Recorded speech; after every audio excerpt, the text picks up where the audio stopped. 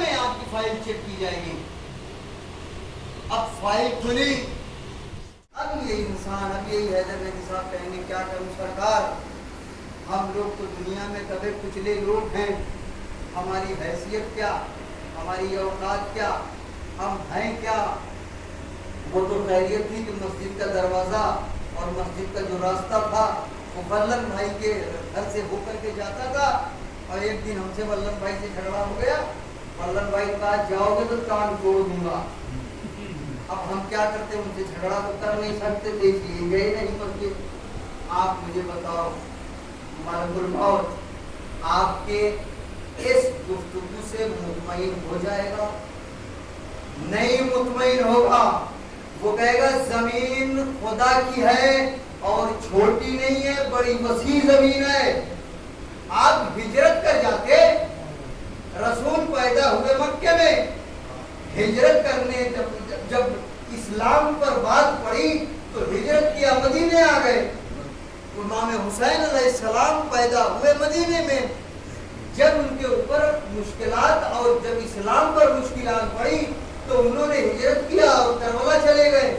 تو امام ہو کر کے وہ ہجرت کر سکتے ہیں, اور تم انسان ہو کر کے ہجرت نہیں کر سکتے. قسم خدا کی عزیزان گرامی, یہاں انسان کی بولتی بالکل بند ہو جائے. اب انسان چپ چاپ سے کھڑا رہے گا. اب کیا ملک الموت کو نکال لیں گے؟ نہیں.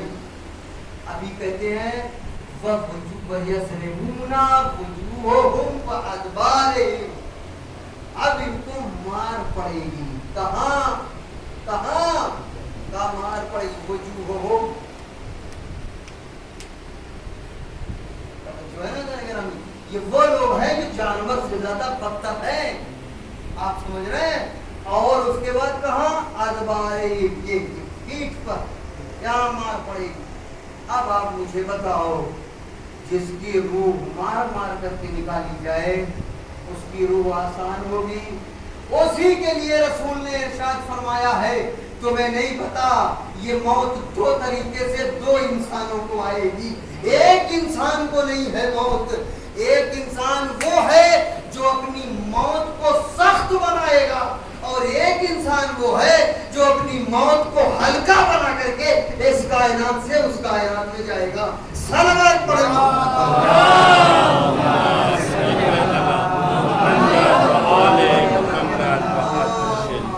یہ اب آپ کے اوپر ہے, آپ کے اوپر ہے, آپ کیسی موت چاہتے ہو. اسی لیے خدا نے کہا لا اکراہ فی الدین, دین میں جبر رکھا ہی نہیں, اس نے رکھا ہی نہیں جب, میں نے چھوڑ دیا. کیوں مالک چھوڑا کیوں؟ کہا چھوڑا اس لیے کہ جنت اور جہنم کا فیصلہ تم خود کرو, خود کرو. ایسا نہ ہو کہ میں جنت اور جہنم کا فیصلہ کروں تو تم میرے سامنے کھڑے ہو کر کے یہ کہو یہ جگہ تو میری نہیں تھی, یہاں مجھے لایا گیا. اور اگر ہم جنت دے دیں تو آپ وہاں کھڑے ہو کر کے شرماؤ نہیں. تو جو ہے نا جانے ہم لہذا دنیا میں بھیجا ہے لا اکراہ فی الدین, کوئی جبر نہیں رکھا. اپنے سے بناؤ اپنی موت کو, اپنے سے اپنی جنت اور جہنم کا فیصلہ کرو. توجہ ہے کہ نہیں؟ ہاں.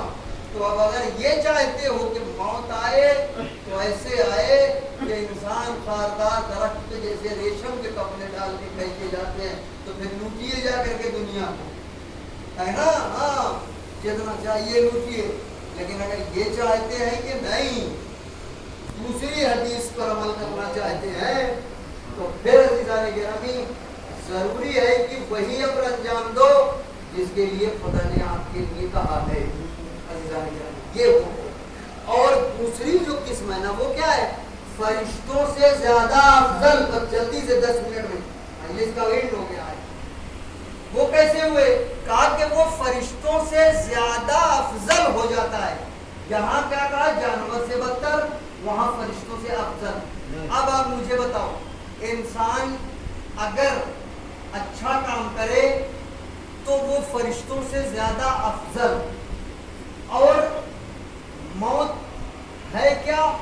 اور فرشتہ جو موت کا ہے وہ ہے کیا مجھے یہ جو آپ کی روح نکالنے کے لیے آتا ہے؟ وہ ہے کیا؟ فرشتہ ہے یا کوئی اور ہے؟ فرشتہ ہی تو ہے نا. تو فرشتہ آ رہا ہے اس کی روح نکالنے جو اس سے افضل ہے. بہت توجہ، جو اس سے افضل ہے. افضل ہے کہ نہیں؟ امام نے فرمایا نا جو انسان کی عقل جو ہے غالب آ جائے اس کی شہوت پر تو فرشتے سے زیادہ افضل. تو جو روح نکالنے آ رہا ہے وہ ہے فرشتہ اور آپ ہو اس سے افضل. تو اب کیسے روح نکالے گا؟ ایک مثال دوں شاید بات واضح ہو جائے. آپ مجھے بتائیے ڈی آئی جی بڑا ہوتا ہے یا دروگا؟ یہ بتائیے نا. مجھے نہیں پتا، میں نہیں جانتا ای I D G I D مطلب نہیں جانتا. میں صرف خاکی وردی دیکھتا ہوں سمجھ لیتا ہوں یہ پولیس والا ہے ختم بات. آپ مجھے بتاؤ ڈی آئی جی افضل ہے یا دروگا افضل ہے؟ ڈی آئی جی افضل. ٹھیک ہے. اب ڈی آئی جی صاحب وارنٹ لے کر کے کون آئے گا؟ دروگا آئے گا. تو ڈی آئی جی افضل ہے کہ دروگا؟ آپ مجھے بتاؤ نا بھائی ڈی آئی جی اس سے بڑا ہے کہ نہیں بڑا ہے؟ بڑا ہے. وہ تو الگ بات ہے کہ رشوت کوئی. آخر میں جان کہاں سے نکالوں؟ قدم کے کس حصے سے جان نکالوں؟ اچھا رحمہ اللہ خدا کوئی غم نہ دے سوائے ہمیں مظلوم کربلا کے. یہاں تو مرحوم کو کفن بھی نصیب ہوا، نماز بھی مل گئی اور بچوں نے باقاعدہ ایک مجلس بھی وفا کری. اس کے علاوہ اب اس طریقے سے برسی اور 40واں سب ہوتا رہے گا. لیکن ذرا کربلا والوں سے پوچھو،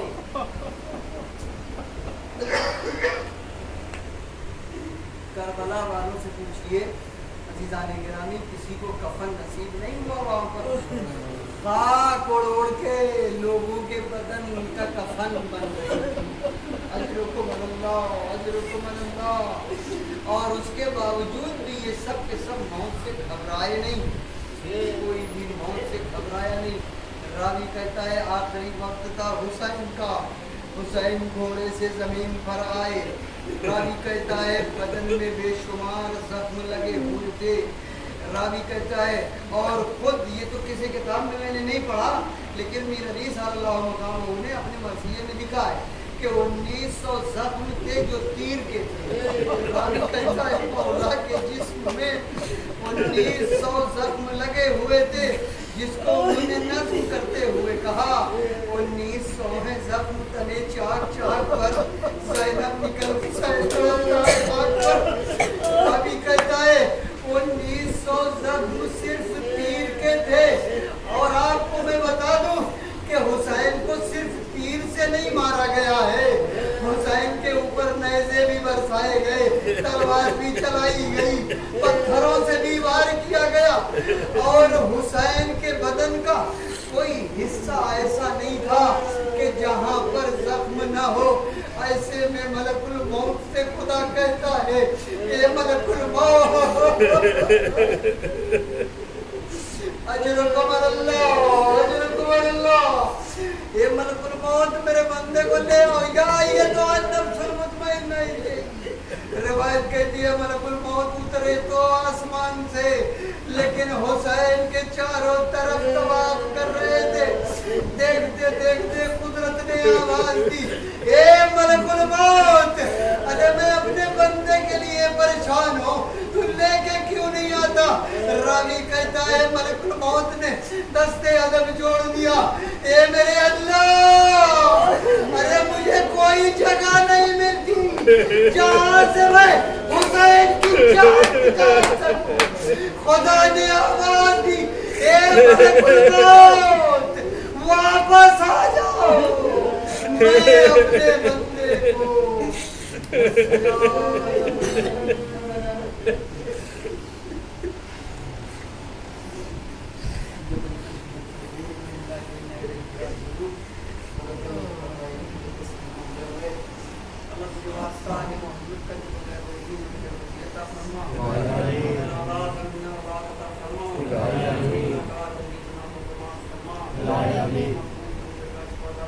لا جہاں بھی مولا کے چاہنے والے ہیں ان کی جان مال عزت آبرو کی حفاظت فرما الہی آمین۔ میرا خدا جن لوگوں نے اجتماع سے دعا کے لیے کہا قبول فرما الہی آمین۔ میرا خدا اس مجلس کا ثواب مرحوم کے نام اعمال میں درج فرما الہی آمین۔ درجات کو بلند فرما الہی آمین۔ اعلیٰ جگہ عنایت فرما الہی آمین۔ میرا خدا بانی مجلس اور حاضرین مجلس کی ساری جائز حاجات کو قبول فرما الہی آمین۔ ہمارے امام کے ظہور میں تعجیل عطا فرما الہی آمین۔ ان کے غلام شفاعت فرما الہی آمین۔ ربنا تقبل منا انک انت السمیع العلیم۔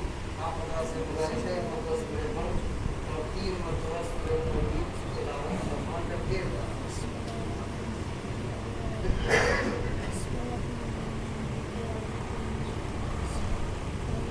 مرحوم سید قمر نواب رضوی علی نواب رضوی